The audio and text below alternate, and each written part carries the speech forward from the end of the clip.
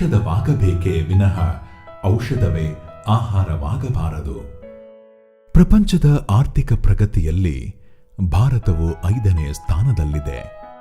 ಆರ್ಥಿಕ ಅಭಿವೃದ್ಧಿಯಲ್ಲಿ ಮೂಲ ಪಾತ್ರ ವಹಿಸುವ ಮಾನವನ ಅಭಿವೃದ್ಧಿಯು ಮಾತ್ರ ಜಾಗತಿಕ ಮಟ್ಟದಲ್ಲಿ ಹೋಲಿಸಿದಾಗ ಆಶಾದಾಯಕವಾಗುವುದಿಲ್ಲ. ಬದಲಾದ ಜೀವನ ಶೈಲಿ, ಅತಿಯಾದ ಕೆಲಸದ ಒತ್ತಡ, ಅಪೌಷ್ಟಿಕ ಆಹಾರದ ಬಳಕೆಯ ಕಾರಣದಿಂದಾಗಿ ಮಾನವನ ಭೌತಿಕ ಹಾಗೂ ಬೌದ್ಧಿಕ ಅಭಿವೃದ್ಧಿಯು ಕ್ಷೀಣಿಸುತ್ತಿರುವುದನ್ನು ಗಮನಿಸಬಹುದು. ಮಣ್ಣು, ಆಹಾರ, ಆರೋಗ್ಯ ಈ 3 ಒಂದಕ್ಕೊಂದು ಸಂಬಂಧವಿದ್ದು ಸದೃಢ ಆರೋಗ್ಯವಂತ ಸಮಾಜ ನಿರ್ಮಾಣ ಮಾಡಲು ಪೂರಕವಾಗಿ ಸಹಕಾರಿಯಾಗುತ್ತದೆ. ಹವಾಮಾನ ವೈಪರೀತ್ಯದ ಈ ಸಂದರ್ಭದಲ್ಲಿ ಸಾವಯವ, ಸಿರಿಧಾನ್ಯ ಹಾಗೂ ದೇಶಿ ತಳಿಗಳ ಸಂರಕ್ಷಣೆ ಮೂಲಕ ಜೀವ ವೈವಿಧ್ಯತೆಯನ್ನು ಕಾಪಾಡುವುದರ ಜೊತೆಗೆ ಮುಂದಿನ ಪೀಳಿಗೆಗೆ ಬಳುವಳಿಯಾಗಿ ನೀಡುವುದು ಆದ್ಯ ಕರ್ತವ್ಯವಾಗಿದೆ. ಇದನ್ನೆಲ್ಲ ಅರಿತ ರಾಜ್ಯ ಸರ್ಕಾರವು ದಶಕಗಳ ಹಿಂದೆಯೇ ಸಾವಯವ ಭಾಗ್ಯ ಯೋಜನೆಯನ್ನು ಜಾರಿಗೆ ತಂದ ಕೀರ್ತಿ ನಮ್ಮ ಹೆಮ್ಮೆಯ ಮಾನ್ಯ ಮುಖ್ಯಮಂತ್ರಿಗಳಾದ ಸನ್ಮಾನ್ಯ ಶ್ರೀ ಸಿದ್ದರಾಮಯ್ಯನವರದು. ಸಿರಿಧಾನ್ಯ ಮತ್ತು ಸಾವಯವ ಕೃಷಿ ಪುರಾತನ ಕಾಲದಿಂದ ಕೂಡ ಮಾಡ್ಕೊಂಡು ಬರ್ತಾ ಇದ್ದೀವಿ ನಾವು.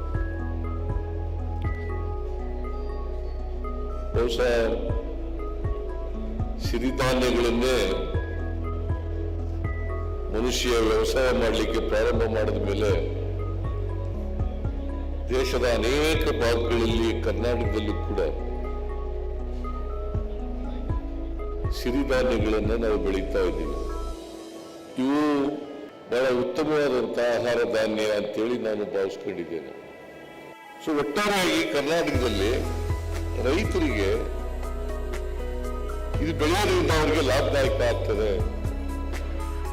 ಇವರ ದೂರದೃಷ್ಟಿಯಿಂದ ಸಿರಿಧಾನ್ಯ ಬೆಳೆಯುವ ರೈತರಿಗೆ ಪ್ರೋತ್ಸಾಹಿಸಲು ತಂದ ರೈತ ಸಿರಿ ಯೋಜನೆಯು ಪ್ರಸ್ತುತ ವರ್ಷದಲ್ಲೂ ಮುಂದುವರೆಯುತ್ತಿರುವುದು ಇದಕ್ಕೆಲ್ಲ ಸಾಕ್ಷಿ.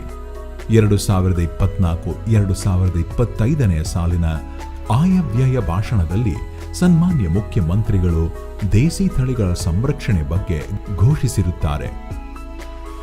ರಾಜ್ಯದ ಜೀವ ವೈವಿಧ್ಯತೆ ಸಂಕುಲವನ್ನು ಕಾಪಾಡಲು ಇಟ್ಟ ದೃಢ ನಿಲುವು ಇದಾಗಿದೆ. ಮಾನ್ಯ ಉಪಮುಖ್ಯಮಂತ್ರಿಗಳು ರೈತರನ್ನು ಉದ್ದೇಶಿಸಿ ಮಾತನಾಡುತ್ತಾ, ಸಮಾಜದಲ್ಲಿ ಸೈನಿಕ, ಕಾರ್ಮಿಕ, ಶಿಕ್ಷಕ, ಕೃಷಿಕ ಈ 4 ಜನ ಇಲ್ಲ ಅಂತಂದ್ರೆ ಸಮಾಜ ಇರ್ಲಿಕ್ಕೆ ಸಾಧ್ಯ ಇಲ್ಲ. ನಾವೆಲ್ಲ ರೈತರಿಗೆ ಹೆಚ್ಚಿಗೆ ಶಕ್ತಿ ಸಿಗಬೇಕು, ಆರ್ಥಿಕವಾಗಿ ಅವರ ಸದೃಢರಾಗಬೇಕು ಅಂತ ಹೇಳಿ ಅನೇಕ ಕಾರ್ಯಕ್ರಮಗಳ ರೂಪಿಸಿ ಸರ್ಕಾರಕ್ಕೆ ಒಳ್ಳೆ ಹೆಸರನ್ನ ತರ್ತಾ ಇದ್ದಾರೆ. ಇಂತಹ ದೇಸಿ ತಳಿಗಳ ಸಂರಕ್ಷಣೆಗೆ ಸರ್ಕಾರ ಮತ್ತು ಇಲಾಖೆಯ ಸಂಕಲ್ಪವನ್ನು ಶ್ಲಾಘಿಸಿರುತ್ತಾರೆ.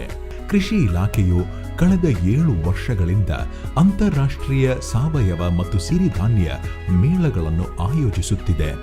ಈ ವರ್ಷ ದೇಸಿ ತಳಿಗಳ ಸಂರಕ್ಷಣೆಗೆ, ಅದರ ಉತ್ಪನ್ನಗಳ ಬಳಕೆಗೆ ಒತ್ತು ಕೊಟ್ಟು ವಿಶೇಷವಾಗಿ ಕರ್ನಾಟಕ ರಾಜ್ಯದ ದೇಸಿ ತಳಿಗಳನ್ನು ಅಂತಾರಾಷ್ಟ್ರೀಯ ಮಟ್ಟದಲ್ಲಿ ಪ್ರಚಾರ ಮಾಡಲು ದೇಸಿ ತಳಿಗಳ ಗೀತೆ ರಚನೆಯೊಂದಿಗೆ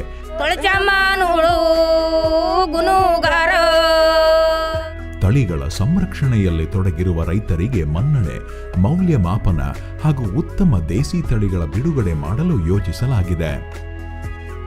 ಕೃಷಿ ಕುಟುಂಬದಿಂದ ಬಂದು ಸದಾ ಕೃಷಿಕರ ನೆರವಿಗೆ ನಿಂತ ನಮ್ಮ ಕೃಷಿ ಸಚಿವರಾದ ಶ್ರೀ ಚೆಲುವರಾಯಸ್ವಾಮಿಯವರ ಆಶಯದಂತೆ ಹಳೆ ಪದ್ಧತಿ ಮತ್ತು ಹಳೆ ಆರೋಗ್ಯ ಇದು ಬೆಳೆದು ಮತ್ತು ಊಟನೂ ಸಹ ನಾವು ಆರೋಗ್ಯಕರವಾದಂಥ ಊಟ ಮಾಡಬೇಕು ಅಂತ ಅಂದಾಗ ಆ ರೀತಿ ಸಿರಿಧಾನ್ಯವನ್ನು ಉಪಯೋಗಿಸ್ತಕ್ಕಂಥ ರೀತಿಯನ್ನೆಲ್ಲ ಸಹ ಇವತ್ತೇನು ಅವಾಗೆಲ್ಲ ಬಡವರ ಆಹಾರ ಅಂತಿದ್ರು. ಇವರ ಆಶಯದಂತೆ ಅಂತಾರಾಷ್ಟ್ರೀಯ ವಾಣಿಜ್ಯ ಮೇಳ ಸಾವಯವ ಮತ್ತು ಸಿರಿಧಾನ್ಯವನ್ನು 2025 ಜನವರಿ ತಿಂಗಳ 23ರಿಂದ 25ರವರೆಗೆ ಅರಮನೆ ಮೈದಾನ ಬೆಂಗಳೂರಿನಲ್ಲಿ ಆಯೋಜಿಸುತ್ತಿದೆ.